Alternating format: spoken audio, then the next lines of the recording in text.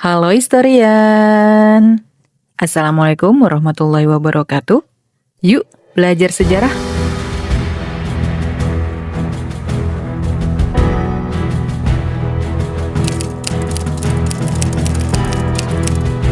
Terletak di semenanjung Kepala Burung Papua Barat, kota Fak-Fak mungkin tampak tenang dan jauh dari hiruk-pikuk sejarah besar. Namun di tengah keindahan alam dan kedamaian multikulturalnya, Fak-Fak menyimpan kisah heroik dan tragis dari Perang Dunia II yang tidak banyak diketahui secara luas. Pada 1 April 1942, Fak-Fak menjadi saksi pertama kekuatan Jepang menginjak tanah Hindia Belanda di kawasan ini. Pendudukan itu menandai babak baru dalam konflik global, yang juga merambah wilayah Papua. Kota ini kemudian menjadi pangkalan strategis Jepang, serta sasaran serangan sekutu. Fak-Fak sanggup bertahan sebagai pendaratan taktis sekaligus medan pertempuran kompleks di ujung timur Nusantara. Tapi tahukah historian bagaimana dahsyatnya Perang Dunia II di Fak-Fak? Pada video kali ini, saya akan mengajak historian untuk menelusuri sejarah Fak-Fak sepanjang Perang Dunia II. Dari momen-momen invasi, pembangunan instalasi militer, kekejaman pendudukan, hingga transformasi modern yang menyisakan jejak fisik dan kenangan kolektif. Mau tahu lebih lanjut? Yuk tonton video ini sampai selesai.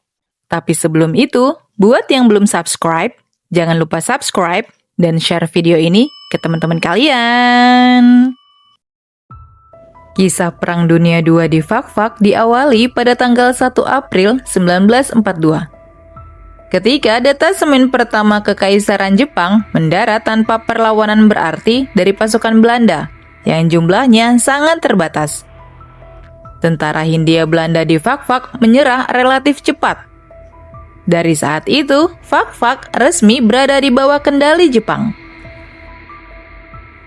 Jepang tidak sekedar menduduki, tapi menjadikan Fak-Fak sebagai pusat strategis pangkalan pesawat dan instalasi militer penting yang mendukung operasi di kawasan Pasifik Selatan. Instalasi semacam landasan, gudang amunisi, bunker, dan pos komando mulai dibangun, terutama di distrik Kokas, sekitar 50 km dari pusat kota Fak-Fak. Di selatan kota, goa-goa alami dimanfaatkan sebagai markas dan tempat persembunyian tentara Jepang. Sementara bunker yang kokoh di antara perkampungan Kokas menjadi saksi bisu kekuatan militer yang mencekam. Pendudukan Jepang membawa kekejaman dan penderitaan bagi warga Fak-Fak.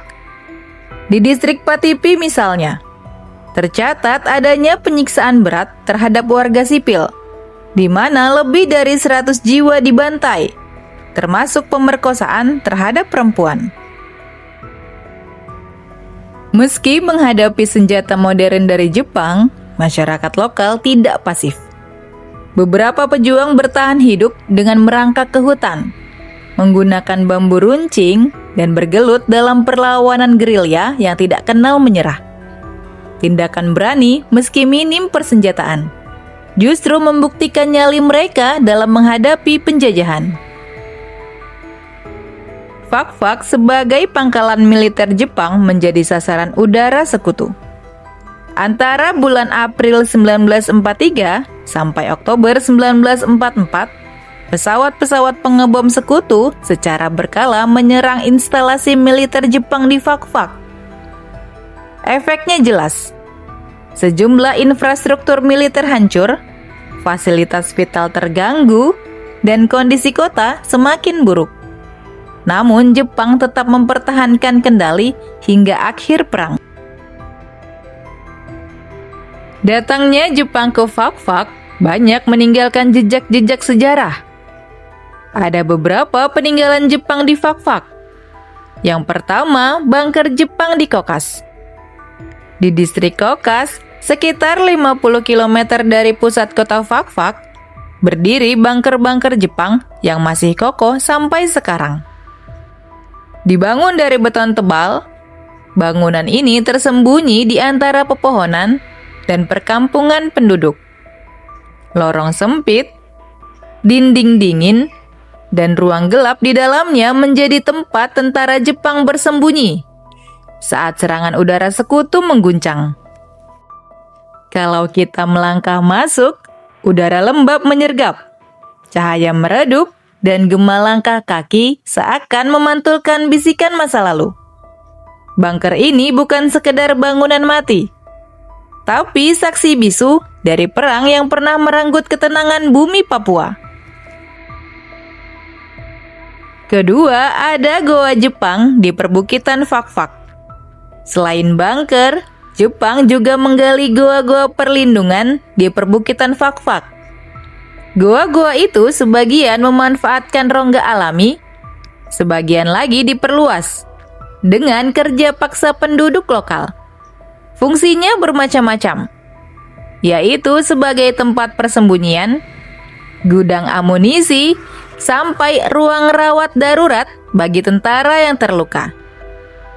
Goa-goa ini seringkali terhubung dengan lorong panjang yang mengarah ke tebing atau lembah, memberikan jalur evakuasi cepat bila serangan datang tiba-tiba. Ketiga, meriam dan senjata pertahanan. Di beberapa titik strategis Kaukas masih berdiri meriam-meriam tua peninggalan Jepang. Besi yang sudah berkarat itu dulu diarahkan ke lautan, siap menembak kapal sekutu yang berusaha mendekat. Hari ini meriam itu diam, ditinggalkan waktu, tapi masih terlihat gagah.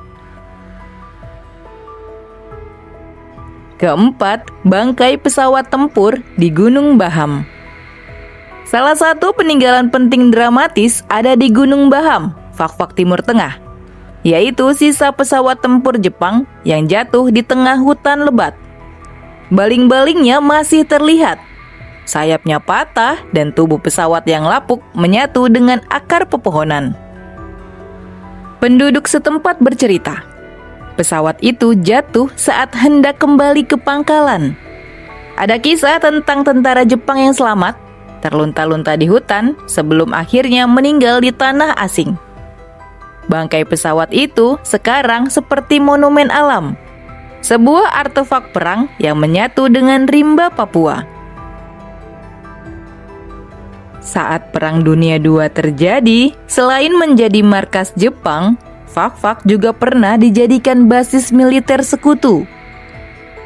Fak-Fak menjadi bagian dari jaringan strategis dalam kawasan Cendrawasih yang melibatkan wilayah Biak, Sorong, dan Jayapura, serta merupakan jalur penting sekutu dalam operasi Pasifik. Setelah Jepang menyerah pada Agustus 1945, kendali atas Fak-Fak sempat kembali ke Belanda. Namun seiring dengan perjuangan kemerdekaan Indonesia, akhirnya Fak-Fak menjadi bagian dari Republik Indonesia. Selama era pasca perang, masyarakat berusaha pulih secara sosial dan ekonomi. Meskipun dokumentasi sejarah dan penghargaan terhadap peristiwa lokal masih minim. Perjuangan veteran lokal, seperti mereka yang berasal dari Patipi, nyaris tidak diakui secara luas. Padahal, mereka berjuang dengan nyawa demi kemerdekaan.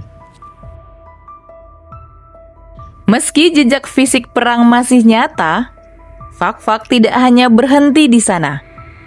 Sekarang kota ini lebih dikenal sebagai kawasan kaya sejarah, budaya, dan kekayaan alam, di mana banyak pantai, air terjun, situs arkeologi, serta keragaman agama dan etnik.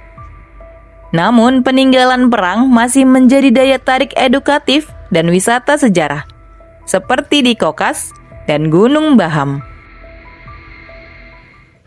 Itu tadi sejarah singkat Fak-Fak yang menjadi tempat strategis dalam Perang Dunia II di wilayah Pasifik. Tidak banyak yang tahu bagaimana kejamnya tentara Jepang ketika menduduki Fak-Fak. Kota ini adalah potret lokal dari skala global Perang Dunia II. Fak-fak tidak semata bagian kecil dari sejarah, melainkan titik penting di peta konflik Pasifik yang tetap hidup melalui cerita, artefak, dan ingatan kolektif masyarakat. Sudah selayaknya kita menghargai perjuangan lokal di tengah ramainya cerita sejarah nasional. Semoga video tadi bermanfaat dan menambah pengetahuan kita tentang sejarah Indonesia, karena sejarah adalah guru kehidupan. Sampai jumpa di video selanjutnya.